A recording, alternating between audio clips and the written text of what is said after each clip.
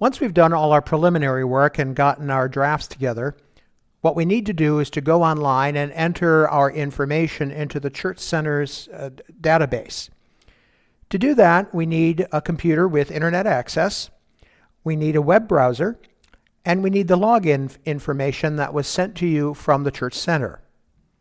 Today we're going to use Internet Explorer, so we're going to open that up here. But you can use Safari or Chrome or any of the compatible web browsers that are used on your computer. But Internet Explorer seems to be the most popular, so we'll use that for our demonstration. To get started, we need to type in the proper address, which is given to us on the card. It's http://PR for Parochial Report, DFMS, Domestic and Foreign Mission Society, which is the formal name of the Episcopal Church, and then .org. That'll bring us to our login page. Now on the card you would be given an UEID, which is basically your user identification number, and it should be an 8-digit number, 4 digits separated by a hyphen. The number for St. Mark's is a simple one, 6904-8189. And then there's a PIN. Now that's a PIN that's given to you, so you need the one that's given to you on that card. If you don't have your PIN or you've lost the card, then you can contact the diocesan office, and they have a master list of all of the user IDs as well as the PINs, and so they would be able to give that information to you should you need it. Our PIN is 6148. Press login.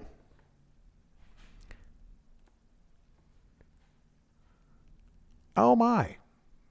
See, we made a mistake in what we typed in there. So let's go back here. 6904. And then down to the PIN, 6148.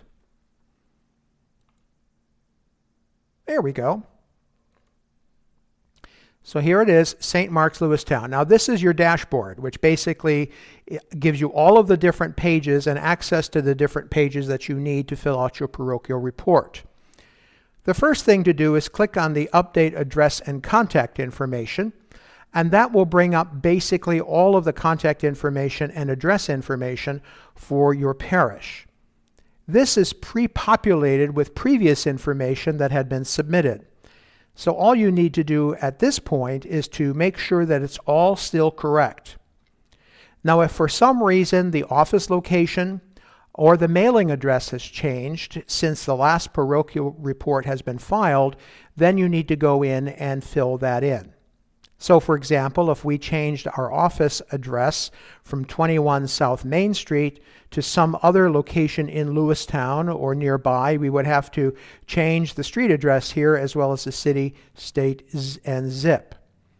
If the mailing address is changed, for example, we no longer get mail at the office but at a post office box or vice versa, then you would go in and change that here. We have to go down all the way to the bottom of the page to make sure that everything is correct.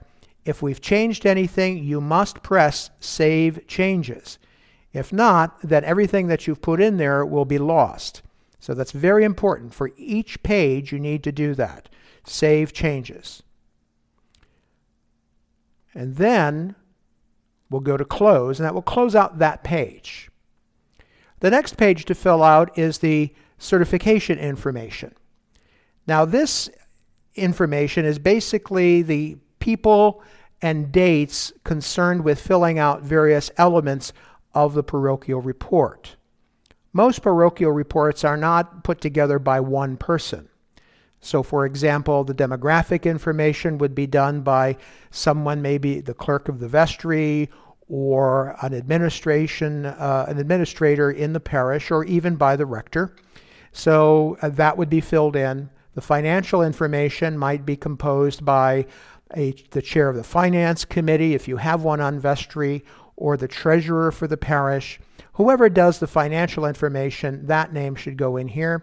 And certainly then also, once all of it is assembled and the rector or priest in charge or other clergy in charge takes care of making sure that it's all there and correct, then that needs to be certified as well. So in this case, page 2, which is our membership, attendance, and services, that was prepared by me, by the rector. So I'm going to put my name in there.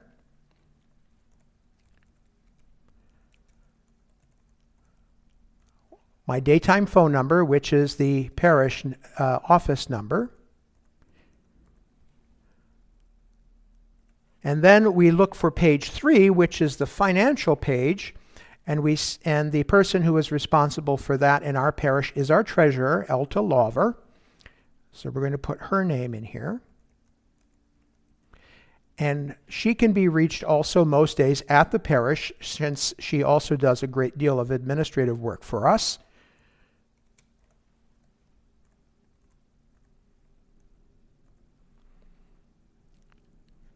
Well, see, now my typing isn't great, and we always have to go back and double check that.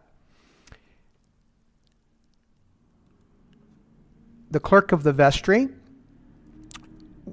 when the clerk has received all of the information, it presents it to vestry. That should be certified by the clerk. And in our case, the clerk of our vestry is Mrs. Hart.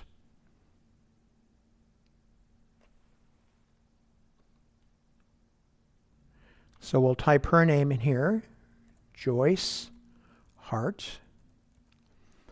And the certification date for that was the 21st of April. So that's the fourth month, the 21st day, and of this year. Now, that's very late, I realize that, but that's because what we're doing is creating this presentation. So we're a little behind the canonically required dates, but we want to be honest about it, so we want to put the date that it was actually certified in there. The treasurer is Elta Lawver, so we'll put her name in here. And it was also certified on the same day. And then I, as rector, also certified it. And I certified it on that day as well. And again, the daytime phone number, whatever that might be for the person involved. Now, the reason it was certified by all of these people on that day was because we were getting ready for the vestry meeting where the financial and the demographic information would be approved, that the report would be approved. So we met on that same day in the evening, and there is a motion in our vestry minutes that receives and approves a parochial report, and that should be reflected in the vestry minutes. So again, we double check all of our information. We go to Save Changes. And let's just look at it again to make sure it's there. Yes, there it is. So we can simply put Close. Always double check. That's really, really important. Now we're going to enter page 2, which is our membership information. The parochial report online will repopulate the number of baptized members reported in the previous year. So for 2013, our final number was 150. So that comes up here as our base number. What we need to do here is, after we've done our information, looking through the parish records and so on, how many increases did we have in the course of the year? And this year, St. Mark's had an increase of 4 persons. Now, because of deaths and people moving away, changing parishes and so on, we had a decrease of 8. All of our records show that. So we put 8 in there, and that's going to give us a new total active baptized member number of 146. So we have a net loss of 4 from 150 to 146. We then look at our information that we've gathered from our parish records, and we look at the number of communicants that we have in good standing, and we see that to be 88. So we will put that in there. How many of them are under the age of 16? We count 7. And other communicants who are active, people who are not in our membership register but come to church and come to communion on a regular basis, we have 2.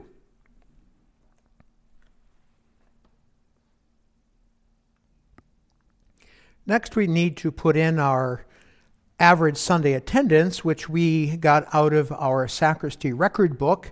Just to review, we take the number of Saturday and Sunday Eucharists, which we add them together for each weekend, and how many weekends we've had services and what our net attendance was, and then divide that out. And so for St. Mark's for the year 2014, our average Sunday attendance was 47.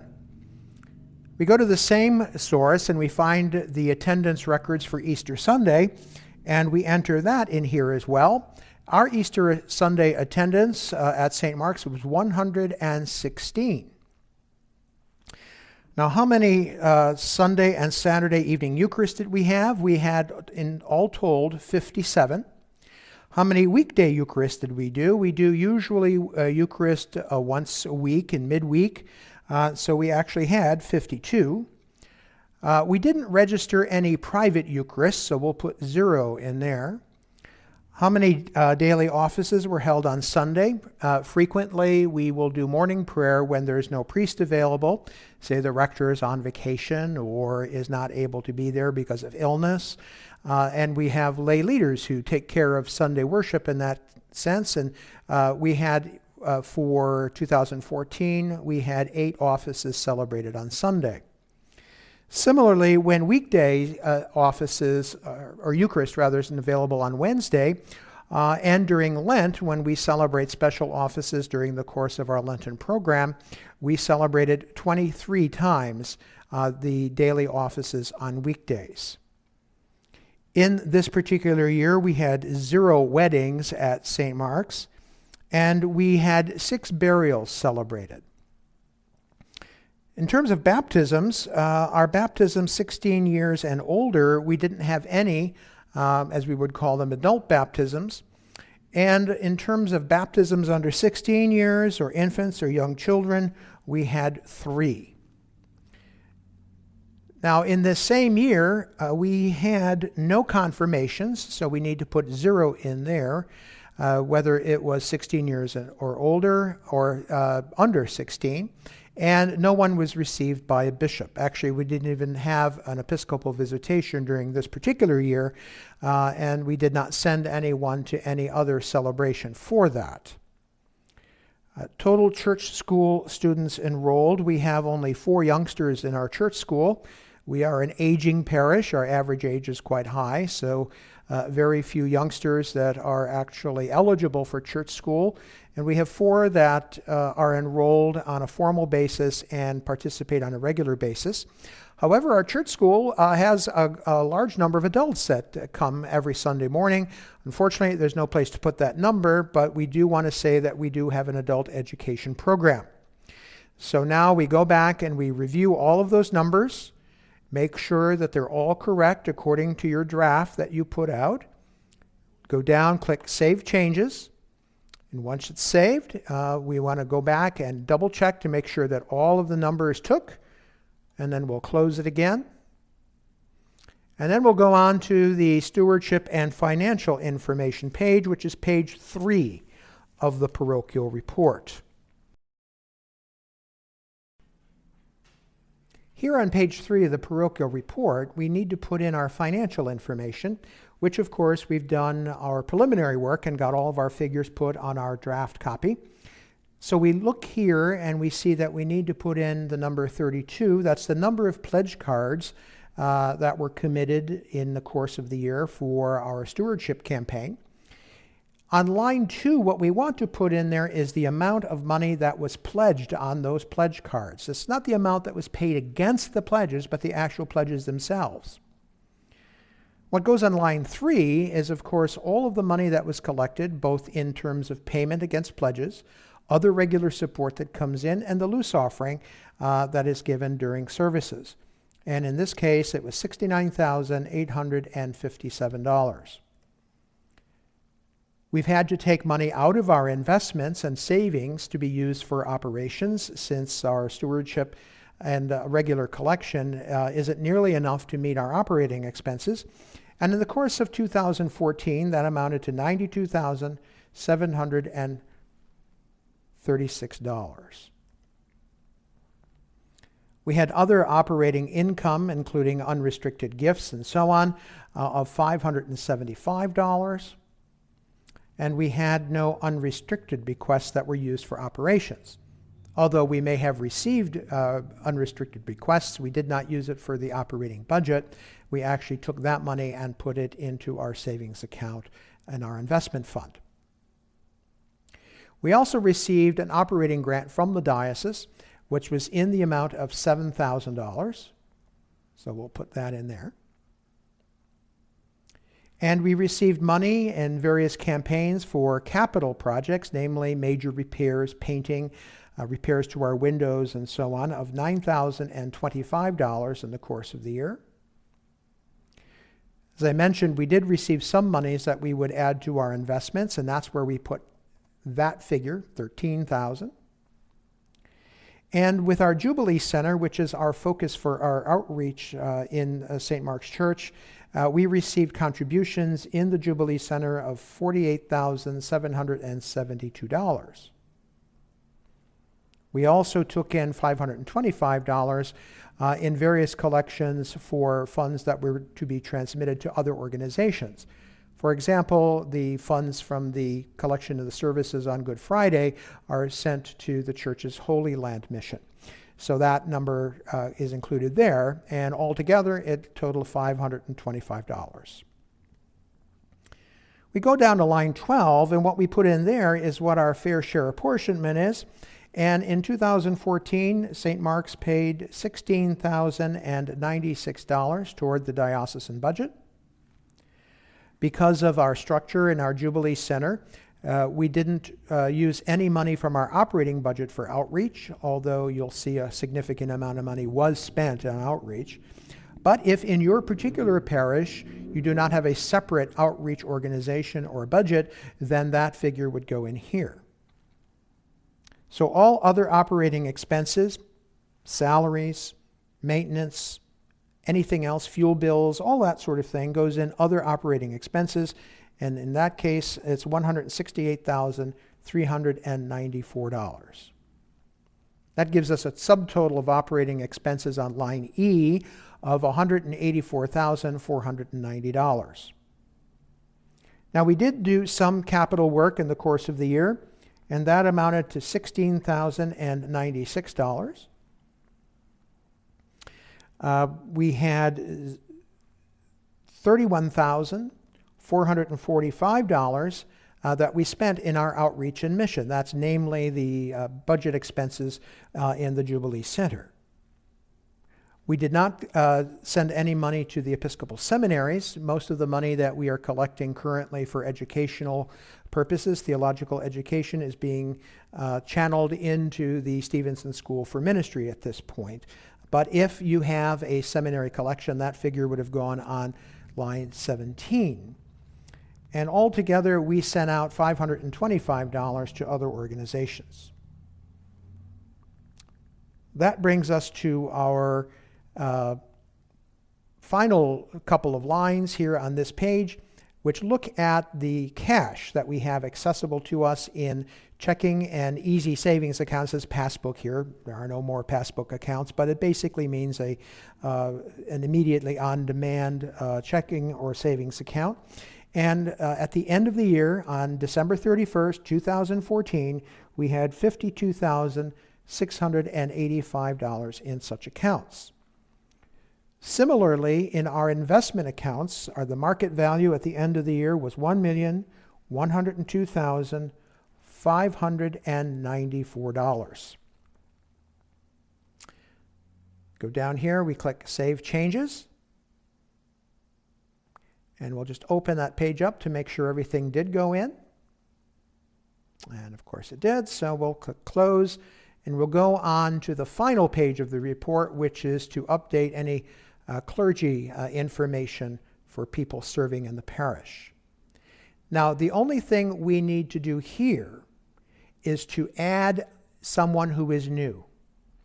Now, no one is new in our parish in terms of priests or deacons serving, so we do not add anything for our parish here. But if you had changed priests, you added a priest, or you had a transitional deacon or a vocational deacon, or you're in a parish where there's a lay reader, a lay worship leader licensed, then that information would go in here.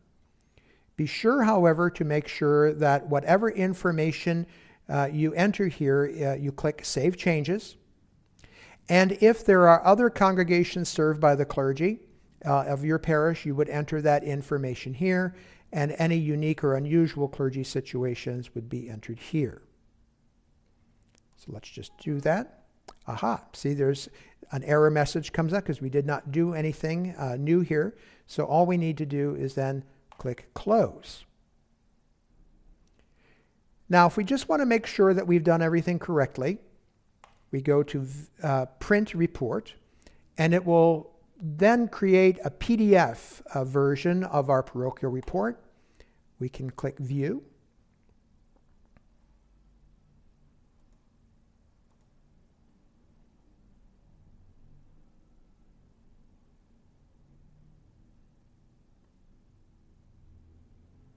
It's taking a bit of time for that to come up. Our Adobe Reader program would have opened, and there will be our parochial report as we have it. If you want to, you can go through and look at it all, make sure that everything is correct. On that, you can even print it out, and that way you can do it with off screen. But once you're finished with that, then you simply close that out, close this part. And now when you're completely finished and you know that everything is correct, you can mark your report complete. You must do that. Otherwise, it's going to be marked incomplete at the diocesan office and at the church center. So that's what we're going to do now.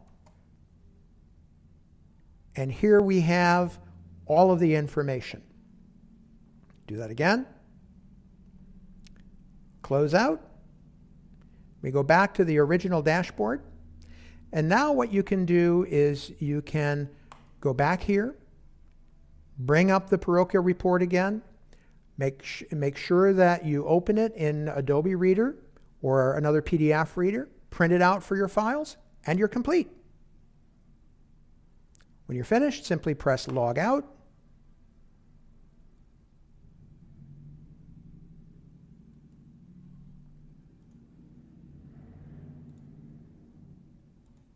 And we're done.